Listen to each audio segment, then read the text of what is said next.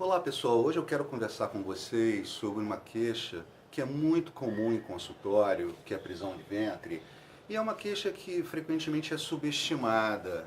Ou seja, às vezes me procuram pacientes que sofrem de prisão de ventre a vida inteira, há anos.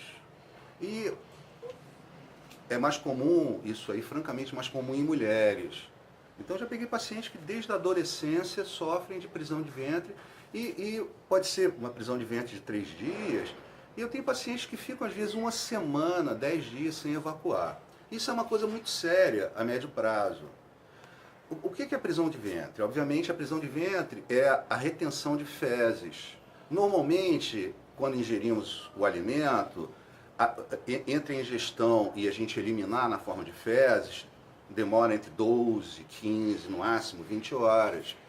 Então, o fato dessas fezes permanecerem no intestino dias, isso causa uma série de problemas.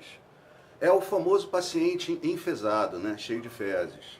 Tá, isso é um trocadilho, mas essa palavra, na realidade, pouca gente sabe que a origem é essa mesmo, porque uma das coisas que a prisão de ventre causa é distúrbio do humor, como eu vou mencionar a seguir. Então, assim, quais são as principais causas de prisão de ventre? Vamos lembrar que todo o processo da digestão ele já começa na boca, na mastigação. Então tem muita gente que já nem mastiga o alimento direito, come uma refeição apressadamente, a saliva não pode atuar, já iniciar a própria mastigação, a própria atuação mecânica sobre o alimento não se processa, e ele já vai para o estômago, então, não devidamente preparado. Muita gente sofre de deficiência do ácido gástrico. Pessoas que têm gastrite, ou pessoas, por exemplo, se você tem empanzinamento depois da digestão, depois da refeição, come e sente empanzinado, isso já é uma deficiência do ácido gástrico. Essa deficiência ocorre, primeiro tem pessoas que têm deficiência mesmo. Segundo, muita gente usa os inibidores do ácido gástrico. Quem tem gastrite costuma tomar essa medicação que inibe o ácido gástrico, que piora tudo ainda. E terceiro, com frequência, algumas pessoas comem demais. Ao comer demais, ultrapassa a capacidade que o estômago tem de digerir. Um segundo problema na digestão é a bile. A bile é o suco do fígado que é expelido pela vesícula biliar e ele serve principalmente para a digestão de gordura. Tem pessoas que têm deficiência de bile e é normal pessoas acima de 40 anos começarem a produzir menos bile. Isso se torna mais grave ainda pessoas que retiraram a vesícula biliar, esse é um problema mais grave ainda. Então fica uma deficiência da digestão nesses 3 níveis que já começam na mastigação, deficiente, o estômago, os ácidos do estômago já não decompõem direito os alimentos e finalmente a deficiência de bile, e isso tudo contribui para que o alimento, o bolo alimentar, vá para o intestino não devidamente preparado, favorecendo uma estagnação. A outra causa são erros alimentares. Os principais erros alimentares, um deles é a deficiência de fibras alimentares. Tem muita gente que não come vegetais e frutas o suficiente para fornecer as fibras alimentares. Um outro que é menos considerado são os óleos nobres, azeite de oliva, abacate, nozes, até mesmo um pouco de gordura animal, da manteiga e outras gorduras alimentares. O intestino ele necessita uma certa lubrificação para funcionar devidamente. E muita gente também tem uma baixa ingestão de líquido, tem pessoas que quase não bebem água durante o dia.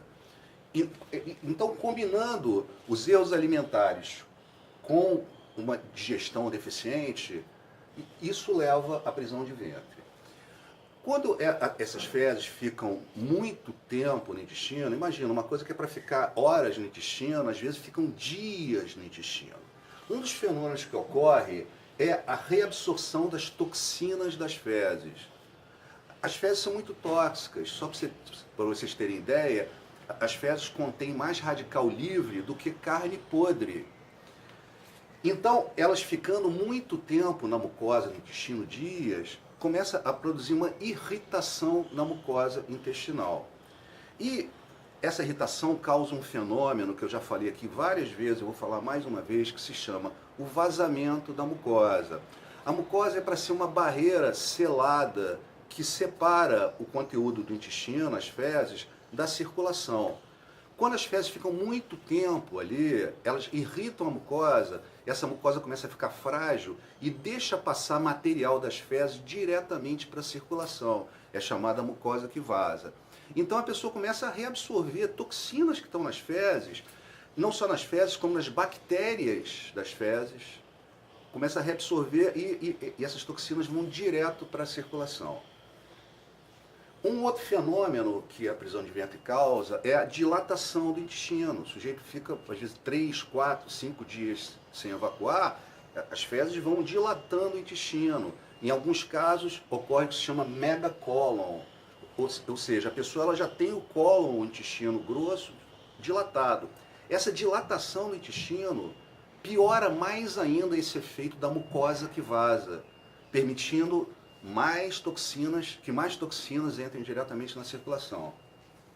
E, veja bem, as fezes, elas são o tempo todo processadas pelas bactérias. Só que esse processamento ele tem um tempo. Como eu falei, uma pessoa saudável é 12 horas, 20 horas no máximo. Quando essas fezes ficam dias sendo fermentadas pelas bactérias, isso também produz uma alteração na própria flora.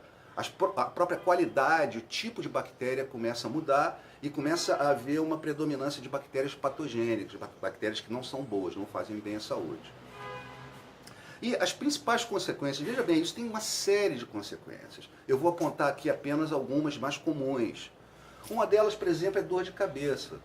Com frequência, pessoas que têm dor de cabeça crônica, enxaqueca crônica, têm problemas digestivos, e a coisa é completamente relacionada. Porque uma das coisas, uma das substâncias das fezes, eu já falei isso no outro vídeo, chama LPS, que é uma substância fabricada pelas bactérias. E é uma substância muito tóxica. E ela é neurotóxica, ela intoxica o neurônio. Então, um dos efeitos dessa neurotoxicidade é dor de cabeça, cefaleias, enxaquecas. Uma outra causa muito comum, um outro efeito muito comum são as alergias. A prisão de ventre ela é muito relacionada com alergias, pode ser asma, pode ser alergias de pele, pode ser até mesmo, veja bem, uma doença autoimune, artrite e outras coisas, até mesmo esclerose múltipla, etc. e tal, são doenças alérgicas, é apenas uma, digamos assim, uma etapa mais avançada da alergia. Mas é muito comum, por exemplo, pessoas com prisão de ventre terem rinite ou terem problemas respiratórios, entre outras alergias.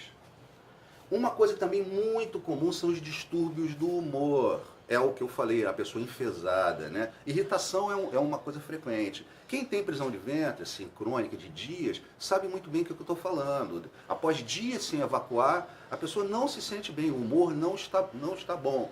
E, de novo, essa substância, o LPS das fezes, quando passa para a circulação, já há estudos que essa substância foi isolada e injetada em pessoas normais, em questão de dias, elas desenvolvem um quadro depressivo ou um quadro de irritação. Então já é conhecido esse efeito dessa substância no humor.